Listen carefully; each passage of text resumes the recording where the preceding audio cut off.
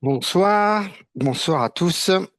Donc ce soir, on va continuer les études, notre étude, notre thématique sur les comment.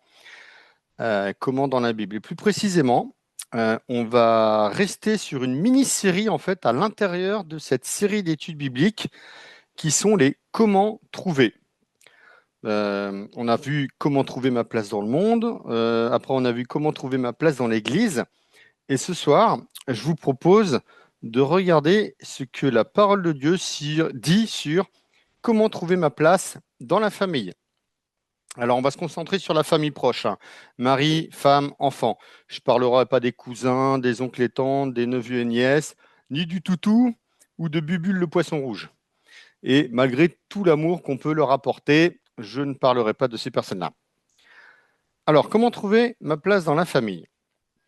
À première vue, ça paraît absurde comme question, parce que je sais qui je suis dans mon foyer et je n'ai pas besoin de trouver ma place.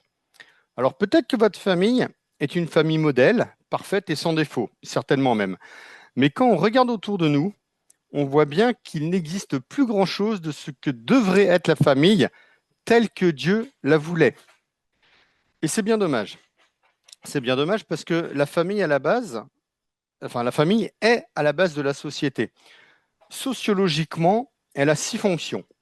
La première fonction, elle est multiplication, c'est-à-dire faire des enfants, assurer une descendance. La deuxième fonction, c'est production, le travail, le salaire. La troisième fonction, c'est consommation. Il y a les loisirs, le logement, la voiture, etc. Une autre fonction, la quatrième, c'est protection, protection physique et morale, subvenir aux besoins primaires de l'enfant, manger, dormir, s'habiller. La cinquième fonction, c'est la transmission, les valeurs. Et pour nous, en tant que chrétiens, l'éducation et la transmission de qui est le Seigneur, on revient dessus après. Et enfin, la dernière fonction, la socialisation. Comment marche le monde autour de nous et comment on peut s'y intégrer.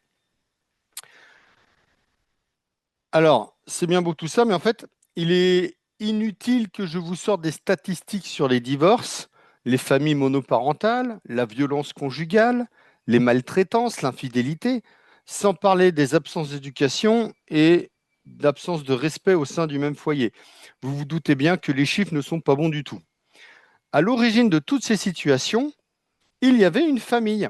Et au vu des 6 fonctions dont on vient de parler, eh ben, on imagine bien les drames et catastrophes qui naissent de ces situations.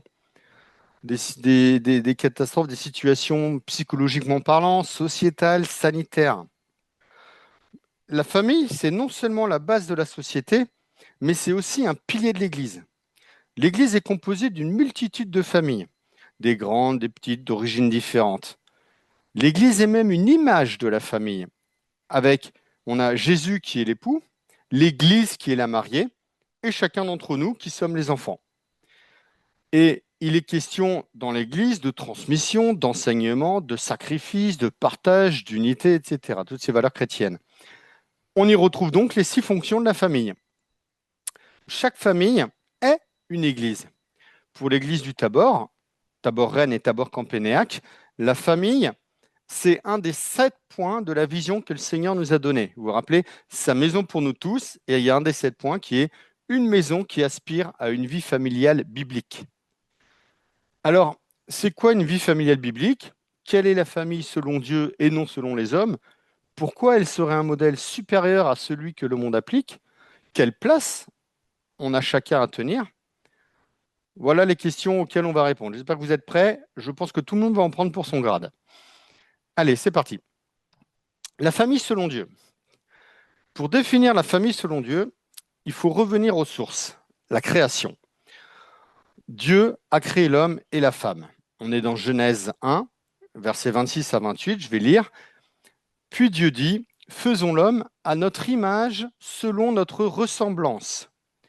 Dieu créa l'homme à son image et il le créa à l'image de Dieu. Il créa l'homme et la femme, Dieu les bénit, et Dieu leur dit, soyez féconds, multipliez-vous, remplissez la terre. Quand on regarde un peu plus loin dans Genèse, on retrouve les mêmes mots image et ressemblance. Donc c'est dans Genèse 5, verset 3, on parle de Adam, et ça dit Adam, âgé de 130 ans, engendra un fils à sa ressemblance, selon son image. et il lui donna le nom de Seth. On n'a pas été créé par Dieu de la même manière que les poissons, les oiseaux, le bétail, mais comme des enfants. Des enfants qu'il pourrait voir grandir, des enfants à qui il pourrait transmettre et confier ses bénédictions, des enfants qu'il pourrait protéger et aimer. Dieu voulait un vis-à-vis avec quelqu'un, il voulait quelqu'un avec qui partager son amour. Alors il nous a créés à son image, avec une volonté libre et une intelligence. Et là, en fait, on a les bases de la famille. Dieu en tant que père et nous en tant qu'enfants. Puis, Dieu demande à l'homme et à la femme de s'unir et de se multiplier. Et il va préciser plus loin, dans Genèse 2 au verset 24, c'est pourquoi l'homme quittera son père et sa mère. Il s'attachera à sa femme. Ils deviendront une seule chair. On ne s'unit pas à n'importe qui, n'importe quand, pour avoir une descendance. Ça, ce sont les animaux qui font ça. Et on a vu que Dieu ne nous a pas créés comme des animaux. Nous nous attachons à notre femme ou à notre mari, jusqu'à ne faire qu'une seule chair. Et pour cela, il faut qu'on quitte nos parents. Et ça, c'est le mariage. Le mariage, c'est un attachement, c'est un lien, c'est une alliance. Ce lien n'est pas juste administratif, il est physique, spirituel, et Dieu est dans ce lien. On a là une première différence entre le mariage selon l'homme et le mariage selon Dieu. On ne se mariera pas parce qu'on aime l'autre. En tout cas, pas que parce qu'on aime l'autre. Aussi surprenant que ça puisse être. On ne se marie pas pour un arrangement. On ne se marie pas pour les impôts. On se marie pour fonder une famille sous la bénédiction de Dieu et accomplir ses œuvres. On voit bien que le mariage selon Dieu n'a rien à voir avec le mariage selon les hommes, qui lui existe pour leur propre plaisir. Cet attachement, ce lien fait peur aujourd'hui. Plusieurs pensent que le mariage est une entrave à leur liberté, que c'est un fardeau ou que c'est d'un autre temps. Il y a une phrase que j'avais entendue, c'est 100% des personnes divorcées ont été mariées un jour. Si si tu souhaites vivre ta vie comme tu l'entends, alors oui, c'est ce qu'est le mariage. C'est une entrave, c'est un fardeau. J'ai même envie de dire qu'il vaut mieux que tu ne te maries pas parce qu'il n'y aura que des inconvénients. Mais si tu choisis de suivre Jésus et d'accepter ce que dit la Bible, alors le mariage est une bénédiction. Pourquoi? Parce que justement, il y a cet attachement. Tu ne fais plus qu'un avec ton mari ou ta femme et Dieu. Dans le mariage, ce n'est plus le moi qui compte. Le mariage, c'est moi, plus elle ou lui, plus Dieu. Il est dit dans Ecclésiaste 4, versets 9 à 12, deux valent mieux qu'un, parce qu'ils retirent un bon salaire de leur travail. Car s'ils tombent, l'un relève son compagnon, mais malheur à celui qui est seul et qui tombe sans avoir un second pour le relever. De même, si deux couchent ensemble, ils auront chaud. Mais celui qui est seul, comment aura-t-il chaud? Et si quelqu'un est plus fort qu'un seul, les deux peuvent lui résister. Et la corde à trois fils ne se rompt pas facilement. C'est Dieu le troisième corde, c'est Dieu le troisième fil de la corde à trois fils. Et c'est lui qui scelle, qui solidifie notre mariage. Vous avez bien noté que j'ai dit moi plus elle, lui, plus Dieu. J'ai dit plus, je n'ai pas dit moins ou divisé. Le mariage, c'est une unité où chacun s'ajoute à l'autre dans un rôle défini par Dieu. On arrive du coup sur le questionnement de la place du mari et de la femme qui nous est confiée dans une famille biblique. Le mari et la femme n'ont pas les mêmes fonctions, contrairement à ce que dit le monde. Et là, c'est la deuxième différence entre le mariage selon Dieu et le mariage selon le monde. Ils ne sont pas pareils. L'homme et la femme ne sont pas pareils. Et c'est tant mieux, parce qu'un monde où tout est pareil, c'est un monde qui est morne et qui est sans vie. Et la vie, c'est le mouvement. Et bon, je ne vais pas vous apprendre que dans la famille, il y a bien du mouvement. Restons dans la Genèse. Dieu crée l'homme et la femme. D'abord l'homme, puis la femme. Dieu a créé le premier homme, Adam, et l'a placé dans le jardin d'Éden pour qu'il le cultive et le garde. Et puis Dieu dit, dans Genèse 2, verset 18, « Il n'est pas bon que l'homme soit seul, je lui ferai une aide semblable à lui. » Il prit une côte de l'homme et créa avec la femme, Ève. On a un début de réponse à notre question. L'homme a ici la responsabilité de garder et cultiver le jardin d'Éden. Et la femme est là pour être une aide. Le terme aider en hébreu, dans le passage qu'on a lu, c'est Ezer. Ça signifie aide, secours. Ce n'est pas juste une aide du genre, tiens, Ève, est-ce que tu peux m'apporter mon arrosoir? C'est le même mot utilisé dans l'Ancien Testament quand on parle du secours de Dieu. Psaume 33, verset 20. Notre âme espère en l'Éternel, il est notre secours et notre bouclier. C'est donc pas n'importe quelle aide. On peut même dire que la femme complète l'homme. En effet, Adam était seul et ne trouvait point d'aide semblable à lui. C'est pourquoi Dieu a créé la femme. La femme peut être considérée comme l'extension de l'homme, puisqu'elle a été faite à partir de lui, donc sa côte. Et c'est exactement les mêmes rôles que nous devons avoir dans nos familles. Je fais juste une petite parenthèse. Avant de continuer, je demande à ce que nos femmes regardent la paille qui est dans leur œil plutôt que la poutre qui est dans l'œil de leur mari. Et je rappelle une chose, c'est que Dieu seul est juge. Voilà, maintenant que ça c'est dit, je vais pouvoir continuer.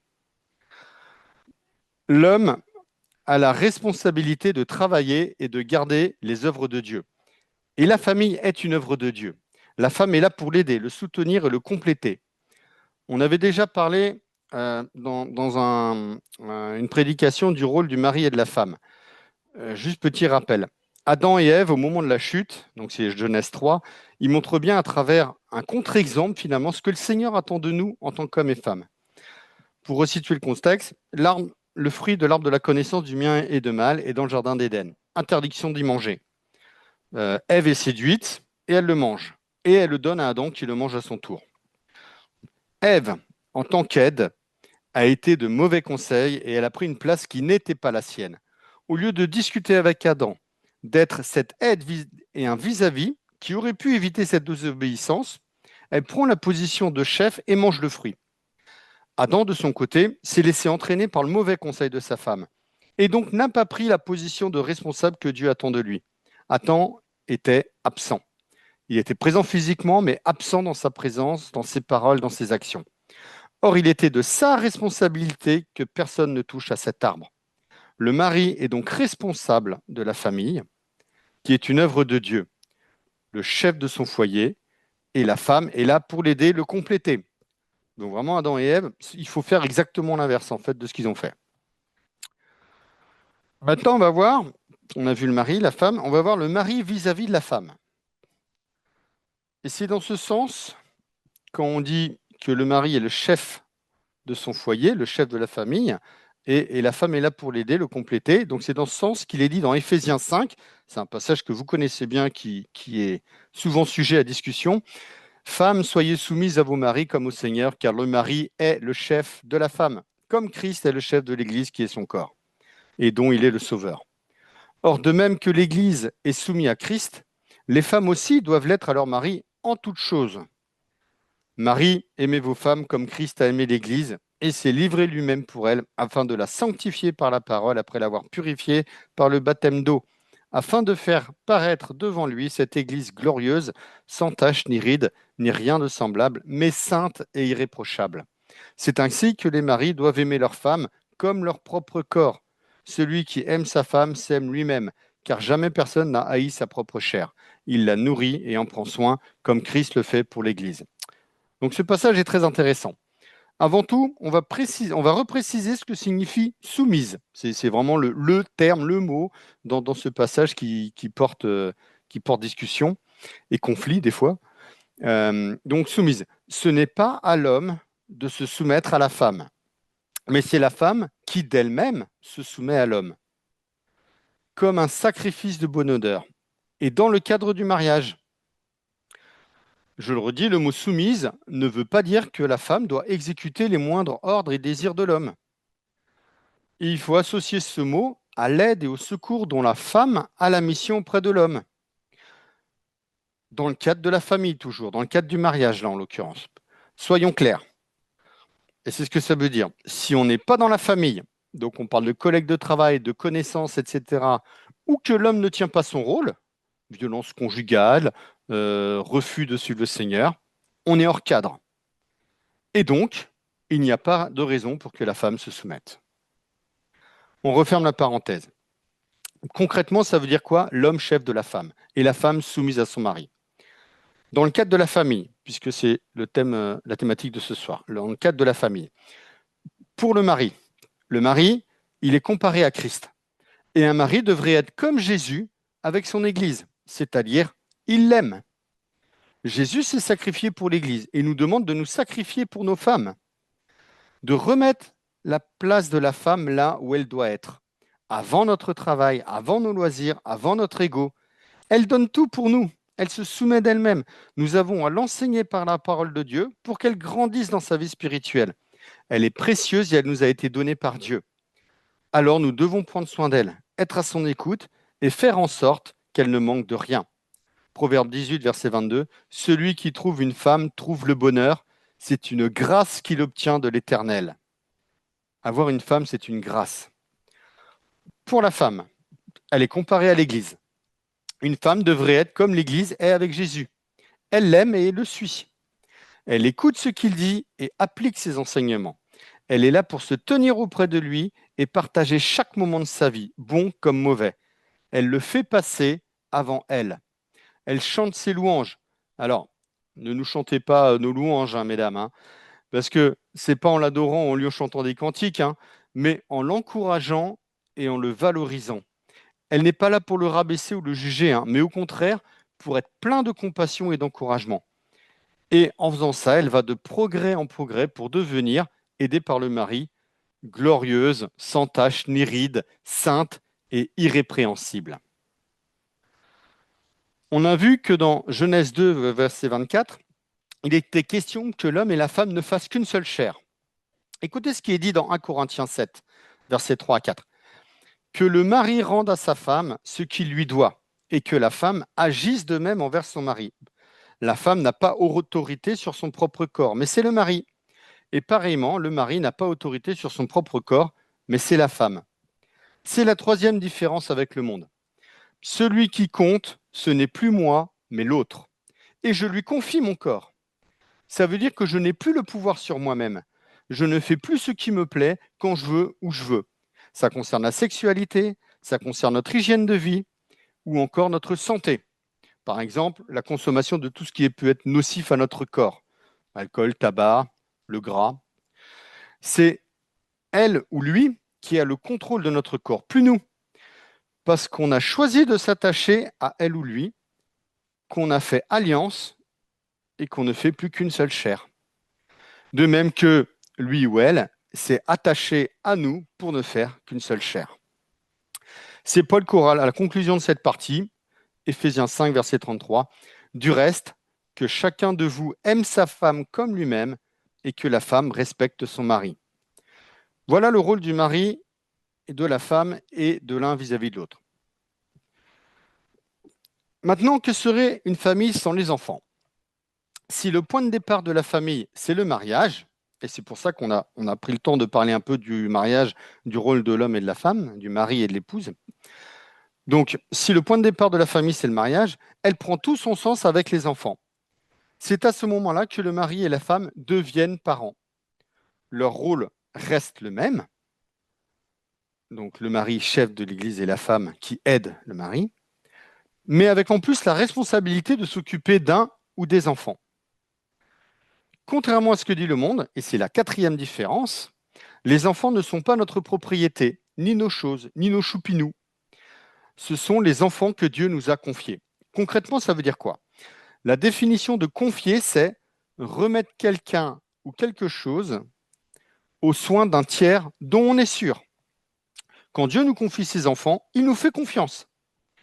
Et si nous-mêmes, on ne se ferait pas confiance, lui, il est sûr de son choix, parce qu'il ne regarde pas à nos défauts actuels, mais il regarde à ce que nous sommes capables d'accomplir avec lui. Il y a eu aussi une notion de garder et de prendre soin. Si je confie mes figurines à un ami, moi j'aime bien mes figurines, si je confie mes figurines à un ami, je ne les confie déjà pas à n'importe qui, mais surtout je m'attends à les retrouver en un seul morceau. De même, si Dieu nous confie ses enfants, il s'attend à les retrouver. Alors, j'ose espérer en un seul morceau, mais surtout aimer et prêt à ouvrir leur cœur à Jésus. Aimer et prêt à devenir co-héritier du royaume de Dieu. On ne fait pas un enfant pour faire un jouet. On ne fait pas un enfant pour recoller les morceaux dans notre couple. On ne fait pas un enfant pour toucher des aides financières ou avoir de la main-d'œuvre. On ne fait pas un enfant pour faire comme tout le monde. On fait un enfant pour l'aimer de la même manière que Dieu nous a créés pour nous aimer. Et ça change beaucoup de choses sur nos responsabilités vis-à-vis d'eux. Quand tout va bien, il n'y a pas de problème. En revanche, quand ça ne va pas, que nous sommes fatigués, irrités, euh, que l'enfant a eu une mauvaise attitude ou fait des bêtises, il arrive qu'on perde patience avec eux ou à l'inverse, que nous lâchions complètement l'affaire. Il y a un truc qu'on appelle le burn-out familial. Dans ces moments-là, il faut se rappeler que ces enfants-là appartiennent à Dieu. Et il ne faut pas perdre ça de vue. Ne nous étonnons pas de ce que devient notre jeunesse. Violence, drogue, mensonges, suicide. Et en fait, ça ne date pas d'hier. C'est très médiatisé aujourd'hui, mais ça ne date pas d'hier. Mais à partir du moment où les sociétés ont choisi de maltraiter, voire détruire les familles au profit de l'individu, les fondations même des dites sociétés s'autodétruisent, puisque la famille, c'est la base de la société. Ça ne pouvait que mal aller. Du coup, l'éducation, la sécurité, la croissance des enfants ne peuvent plus être assurées, ou difficilement, alors que c'est le but de la famille. Le résultat, c'est que les gens ne font plus d'enfants, ou que s'ils en font, leurs enfants prennent de mauvais chemins à cause des coups qu'ils prennent par la vie sans s'y être préparés. Et ça, c'est la faute des adultes. C'est eux les responsables, pas les enfants. Et cela entraînera des conséquences. La Bible nous avertit là-dessus, Marc 9, verset 42. Mais si quelqu'un scandalisait un de ces petits qui croient, il vaudrait mieux pour lui qu'on lui mît au cou une grosse meule de moulin et qu'on le jetât dans la mer. Si Dieu nous les a confiés, ce n'est pas pour en faire des enfants rois, des punching balls ou des enfants livrés à eux-mêmes. C'est pour les aimer. Et les aimer, ce n'est pas les laisser faire ce qu'ils veulent. Proverbe 23, versets 13 à 16. N'épargne pas la correction à l'enfant. Si tu le frappes de la verge, il ne mourra point. En le frappant de la verge, tu délivres son âme du séjour des morts.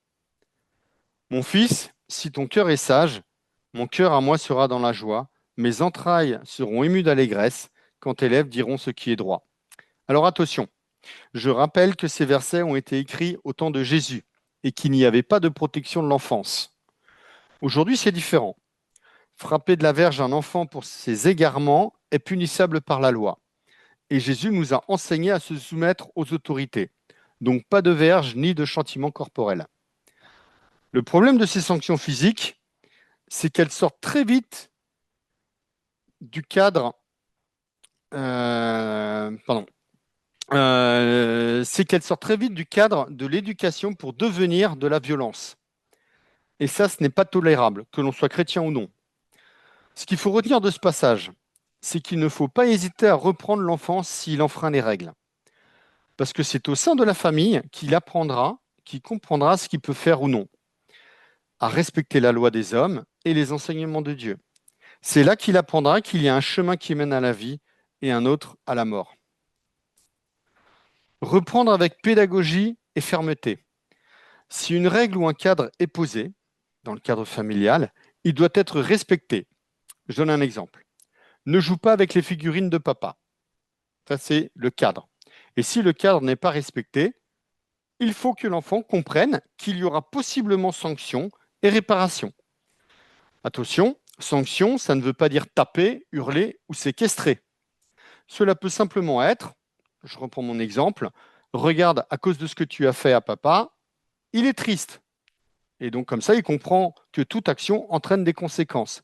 Maintenant, et la sanction est là, tu vas ramasser et réparer les figurines cassées. Et là, c'est la réparation. Pas plus, pas moins, mais une sanction juste. Il est dit dans Éphésiens 6, verset 4, quant à vous, pères, n'irritez pas vos enfants, mais élevez-les en leur donnant une éducation et des avertissements qui viennent du Seigneur. Alors, bien sûr, l'exemple que j'ai pris est facile. La réalité est tout autre. Il y a des situations beaucoup plus compliquées où des fois, on est démuni, on ne sait même pas comment réagir. Mais il est important de tenir bon, parce que si ce n'est pas nous qui leur apprenons à respecter les règles et les cadres établis, ce sera la police qui le fera. Et Dieu seul sait jusqu'où ils iront et jusqu'où il faudra aller les chercher. Ce proverbe nous montre qu'avoir un fils ou une fille bien éduqué rend les parents fiers et heureux. Il parle d'entrailles qui seront il parle d'entrailles qui seront émues d'allégresse. C'est fort quand même, hein. Un autre proverbe dit, et c'est dans le proverbe 10, un fils sage fait la joie d'un père, et un fils insensé le chagrin de sa mère. On le voit, l'éducation est un paramètre fondamental de la croissance de nos enfants. L'éducation n'est clairement pas la mission la plus facile des parents, surtout quand la vie ne nous aide pas. Mais il faut toujours garder à l'esprit que ces enfants sont les enfants que Dieu nous a confiés. Maintenant, je vais m'adresser aux enfants. Alors, est-ce qu'il y a des enfants parmi nous? Je précise que l'on est toute sa vie les enfants de quelqu'un. De même que nous sommes tous, pour ceux qui ont fondé une famille, les parents de quelqu'un. En tant que parents, on est responsable aux yeux de Dieu de nos enfants toute notre vie. Et ça ne s'arrête pas à la majorité. Et je parle dans le cadre chrétien. Certains ont même plusieurs parents pour les enfants, de sang et de cœur. Ce que nous appelons parents est celui qui a la responsabilité de nous élever. Et en tant qu'enfants, nos parents restent nos parents. Oui, c'est ça, oui, nos parents restent nos parents, j'ai l'impression de... Ce que je vais dire concerne donc tout le monde, puisqu'on est tous les enfants de quelqu'un. Les enfants n'ont que deux demandes de la part du Seigneur. Deux demandes. Dans Proverbe 6, versets 20 à 22. Mon fils, garde les préceptes de ton père et ne rejette pas l'enseignement de ta mère. Lis-les constamment sur ton cœur. Attache-les à ton cou. Ils te dirigeront dans ta marche, ils te garderont sur ta couche, ils te parleront à ton réveil. Et Éphésiens 6, versets 1 à 3. Enfants, obéissez à vos parents dans le Seigneur, car cela est juste. Honore ton père et ta mère, c'est le premier commandement accompagné d'une promesse, afin que tu sois heureux et que tu vives longtemps sur terre. Les enfants doivent écouter et retenir les enseignements de leurs parents et les honorer. Vous notez qu'il n'y a pas de condition à cela, mais qu'il y a des promesses. Enfant, si tu respectes ces deux demandes, tu feras les bons choix dans ta vie, tu seras heureux et tu vivras longtemps. Et là, on voit l'importance du rôle des parents. Parce que si on ne fait pas le travail, que nous n'assurons pas le rôle que le Seigneur attend de nous en tant que parents, la conséquence est que nos enfants ne nous écouteront pas et qu'ils ne nous honoreront pas. Alors, les promesses seront caduques, ce qui les exposera à faire des mauvais choix dans la vie, une vie qui sera malheureuse et peut-être courte. Et j'imagine que ce n'est pas ce que nous voulons pour nos enfants. En tout cas, ce n'est pas ce que moi je veux. Ceci dit, ces paroles sont valables peu importe les parents que l'on a, aussi mauvais qu'ils puissent être. On doit les honorer. Moi, j'avais été choqué. J'avais un collègue qui est électricien et en fait, sa mère est décédée. Ça faisait longtemps que ses parents étaient séparés et il avait plus de nouvelles de sa mère. Et sa mère, en fait, elle est décédée. Du coup, elle lui laisse un héritage. Et en fait, l'héritage, c'est que des dettes. Et du coup, quand il nous explique ça, il a insulté sa mère. Et moi, ça m'a choqué. Et je lui dis, Marco, tu n'as pas le droit de faire ça. Ta mère, tu dois l'honorer. Même si elle a fait des choses pas bonnes, ça reste ta mère. C'est elle qui t'a mis au monde. Et ça peut être dur. C'est plus compliqué d'honorer nos parents s'ils sont défaillants. Mais comme on l'a dit, lui, dans Marc 9, vous savez, c'est là où il dit malheur à celui attends, il faut que je retrouve mon verset, qui pose problème aux enfants. Euh, ces personnes-là s'exposent à de grands problèmes. Mais ces grands problèmes, c'est la responsabilité de Dieu. Ils traiteront directement avec le Seigneur et c'est pas de la nôtre. Nous, en tant qu'enfants, on doit honorer nos parents, même si ça paraît injuste. Et on peut demander au Seigneur de nous aider à faire ça, parce que c'est compliqué. Je reviens sur les parents. Non, ne fais pas ça, arrête, c'est bon, on a compris. Je reviens quand même sur les parents. Écoutons ce que dit Dieu. Deutéronome 6, versets 6 à 7. Les commandements que je te donne aujourd'hui seront dans ton cœur. Tu les répéteras à tes enfants et tu en parleras quand tu seras chez toi, quand tu seras en voyage, quand tu te coucheras et quand tu te lèveras. Parce que, psaume 103, versets 17 à 18, la bonté de l'Éternel durera jamais pour ceux qui le craignent et sa miséricorde pour les enfants de leurs enfants, pour ceux qui gardent leur alliance et se souviennent de ses commandements afin de les accomplir. Bien sûr, être parent, c'est aimer, protéger et éduquer nos enfants. Mais Dieu nous confie une mission qui surpasse toutes celles-là, transmettre qui il est. Et c'est là la cinquième différence avec le monde. Un foyer qui ne suit pas le Seigneur n'apporte finalement qu'une moitié d'éducation. Je l'ai dit précédemment, si Dieu nous confie ses enfants, c'est pour que nous en fassions des participants à son royaume, qu'ils deviennent son peuple. Proverbe 22, verset 6, instruis l'enfant selon la voie qu'il doit suivre, et quand il sera vieux, il ne s'en détournera pas. Comme Dieu a instruit dans le désert un peuple d'esclaves qui ne savait plus rien faire pour qu'il devienne son peuple. C'est à nous d'instruire ces petits-enfants si fragiles pour qu'ils deviennent des fidèles et glorieux serviteurs. C'est à nous de leur apprendre à lire la Bible, à la comprendre, à leur montrer le chemin pour qu'ils puissent s'approcher de Jésus, pour qu'ils puissent le choisir, le suivre, recevoir son salut et son esprit, passer par les eaux du baptême et devenir co-héritier du royaume de Dieu. Le cycle de la vie, ce n'est pas Hakuna Matata. Le cycle de la vie, c'est équiper nos enfants de tout ce qu'ils vont avoir besoin pour affronter cette vie hostile à l'amour de Dieu, pour qu'à leur tour, ils s'attachent à une femme ou un homme, se marient et fondent une famille selon Dieu, pour que leurs enfants fassent de même, etc., etc. J'en arrive à la conclusion. Ce qui est sûr, c'est que personne n'est parfait. Il n'y a pas d'église parfaite. Et vous imaginez bien qu'il n'y a pas de famille parfaite. Pour rappel, Marie et Joseph ont réussi à perdre Jésus quand il était enfant pendant 3 jours. Ce qui ne les a pas empêchés d'être des bons parents, cités en exemple dans la Bible.